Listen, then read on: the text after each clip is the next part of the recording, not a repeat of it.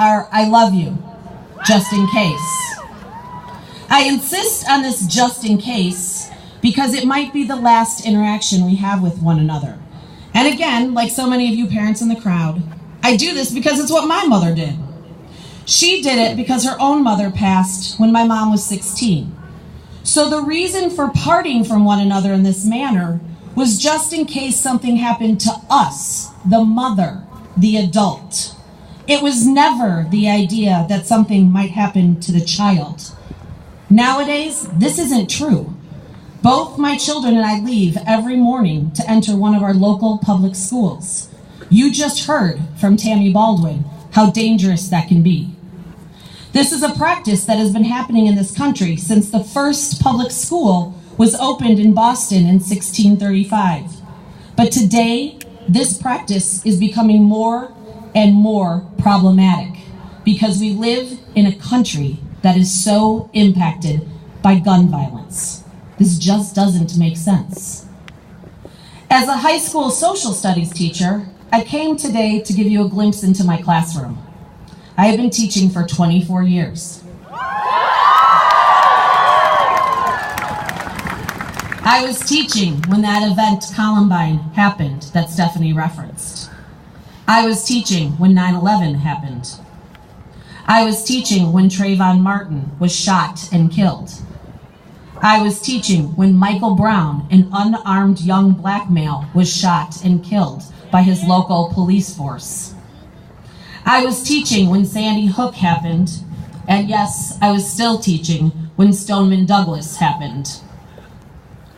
It's been in my classroom where I've had to try and help young people make sense of the senseless. And I've done this through the lens, as Stephanie told you, of U.S. history, psychology, and social justice. In all three of these disciplines, we've had to look at the gun violence epidemic, its roots, its effects, and some actions that can be taken, and solutions that need to be developed. What have we learned? That young people have a great deal of common sense. You may be surprised to hear that. It's not the common narrative. There are days when I look at them and say, that doesn't make a whole lot of sense. But otherwise, I see every day when I'm engaged in classroom activities and lessons that ask them to explore our history, that ask them to explore the nature of injustice in this country, when I ask them to engage in psychology lessons to understand how the brain works and why we behave the way we do. And what I see in return is amazing.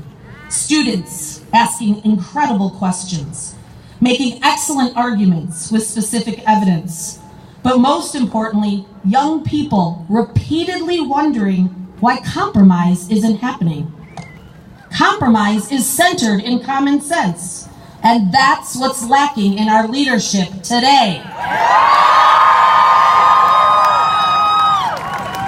And that's one of the things I want. So when yesterday I was asked by a reporter, I kept coming back to common sense.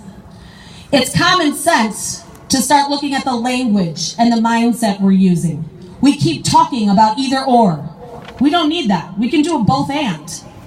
We can have both our Second Amendment rights and gun reform.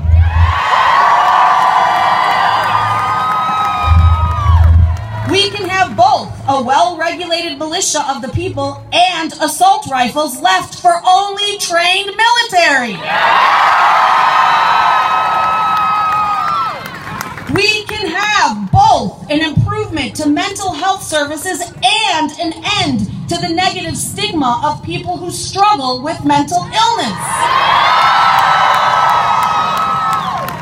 We can have both a preventative approach and a solution-based approach to making our schools safe again.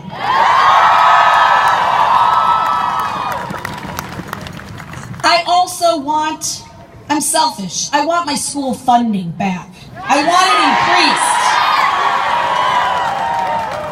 Not enough people are talking about these problems are directly related to the huge budget cuts to schools from both a federal and a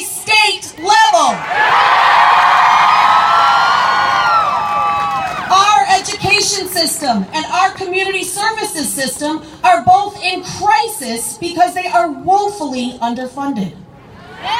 I want smaller class sizes so that I can build meaningful, supportive relationships with the students I see every day.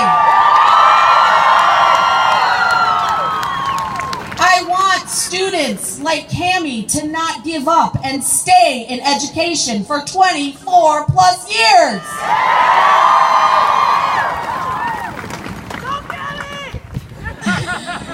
Exactly.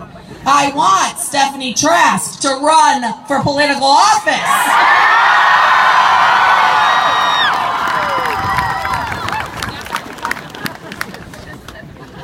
We had federal funding after Columbine. Many of you probably don't know that, but there was tons of federal grant money poured into programs that made large schools find creative ways to feel smaller. That funding's gone. Those programs are gone. Those positions are cut. Surprise, we have problems. I want the politicians to stop telling me and my colleagues what we need. We're professionals. We know what we need.